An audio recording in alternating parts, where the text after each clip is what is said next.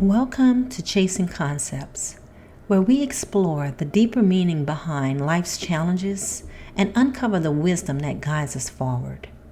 I'm Donnie, and today we're talking about something we all encounter at some point: division. Whether in relationships, friendships, or even within ourselves, what happens when something that once felt whole starts to fall apart? How do we know when to hold on and when to let go? Jesus said, "A house divided against itself cannot stand." But what does that mean for us today? Let's dive in. The reality of division, according to Matthew 12:25. Every kingdom divided against itself is brought to desolation, and every city or house divided against itself will not stand.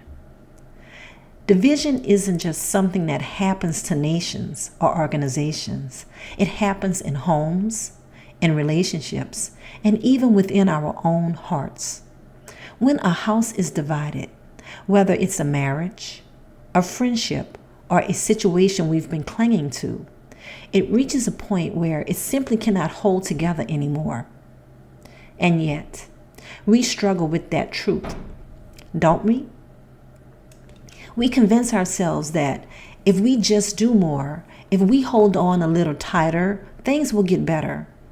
But Jesus wasn't making a suggestion. He was stating a reality.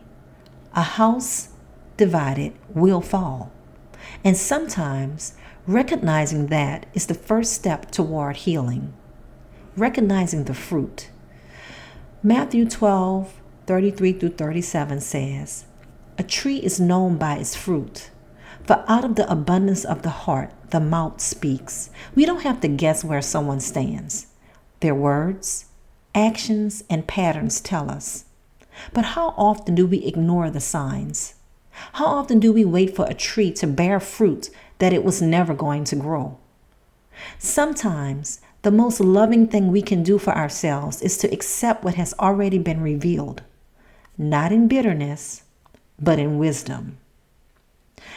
Prepare for the transition. Matthew 12:43-45 says, Jesus warned about what happens when we leave a place but don't fill it with something better. Walking away from something unhealthy isn't enough. We have to step into something greater. Because if we don't fill that empty space with wisdom, peace, and purpose, old cycles have a way of creeping back in. So instead of just asking, "What am I leaving behind?"